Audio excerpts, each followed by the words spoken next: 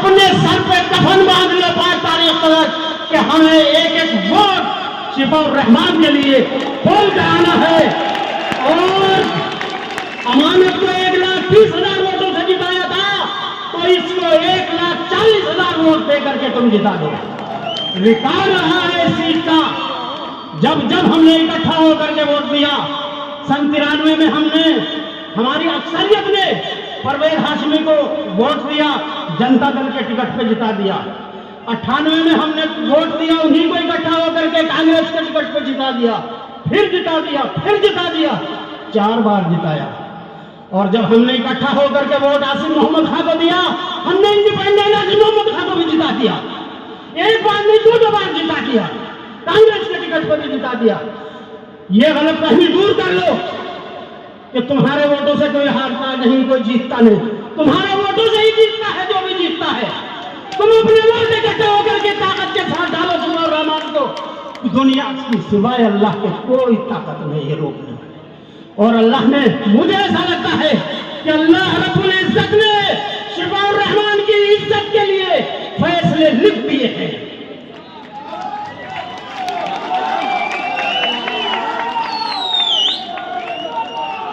एक आखिरी बात और कहना चाहता हूं मेरे दोस्तों, मजलिसे इत्तेहादुल मुस्लिमीन जो ये इलेक्शन लड़ा रही है, मुस्तफाबाद की सीट पर हो या यहां पर हो, ये सिर्फ इलेक्शन जीतने के लिए नहीं है। मुसलमानों, ये तुम्हारे मुस्तकबिल की क़यादत को तैयार करने के लिए है, जिसको ये सारी सेकुलर पार्टियां और सारी कम्युनल पार्टियां तुम्हारी आजाद इंडिपेंडेंट क़यादत की दुश्मन है, ये खत्म कर देना चाहती है। इनका बस नहीं चलता कि तुम्हारी आवाजों को, एक ओवैसी की आवाज को ये खत्म नहीं कर सके। एक आजम खां की आवाज हुआ करती थी, बावजूद समाजवादी पार्टी में रहने के वो बंदा इंडिपेंडेंट आवाज बुलंद करता था, लेकिन उसको खत्म करने के लिए खुद समाजवादी पार्टी ने साजिश करके बीजेपी के साथ मिलकर के आजम खां का जनाजा निकाल दिया पूरी सियासत का। एक आवाज मुल्क में बची है जिसका नाम असदुद्दीन ओवैसी है।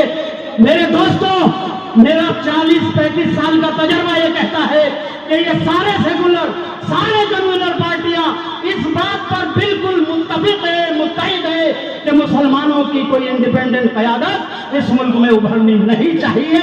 इसलिए हमारे बीच में से दलाल लोग खड़े किए जाते हैं, हमारे बीच में से एजेंट खड़े किए जाते हैं कि ये जो कम्युनलिज्म फैल जाएगा, ये कुछ नहीं कर पाएगा। एक आदमी क्या करेगा, 2 आदमी क्या करेगा। मैं पूछना चाहता हूं, पार्लियामेंट में इंडिपेंडेंट एक ही तो मेंबर है पार्लियामेंट है, असदुद्दीन ओवैसी।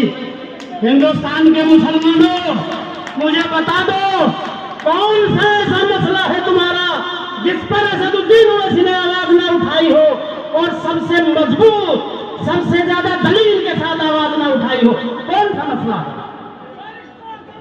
मेरे दोस्तों, तुम्हारा एक एक वोट बैरिस्टर असदुद्दीन ओवैसी की ताकत को मजबूत करता है।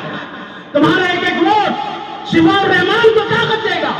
तुम्हारा एक एक वोट शिफाउर रहमान के साथ में जो 100-150 दिल्ली में जो बंद है लड़के लड़कियां, उनकी ताकत बनता है।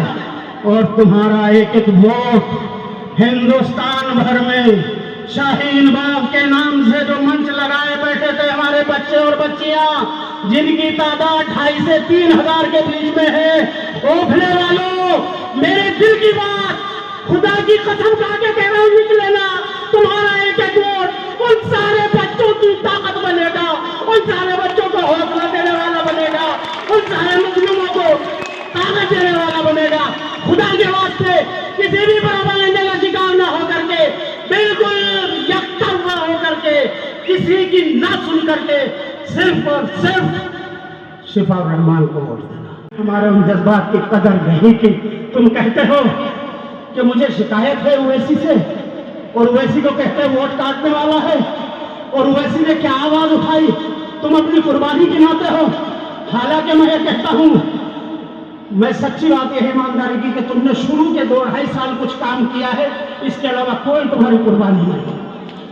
तुम्हें जब केजरीवाल ने जिस काम के लिए कहा तुमने वो किया, जिससे रोक दिया तुम रुक गए।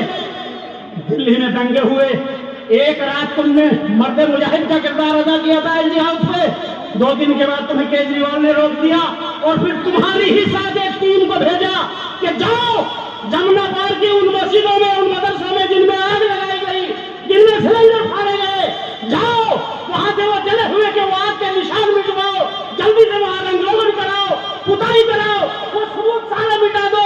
फॉरेंसिक जांच की टीम आने से पहले, इंटरनेशनल मीडिया पहुंचने से पहले वो सारे सबूतों को मिटा दो। तुम्हारी टीम ये काम कर रही थी। मुझे तुमसे ये शिकायत है कि क्यों तुम्हारे लोग वहां इस काम पे लग रहे थे।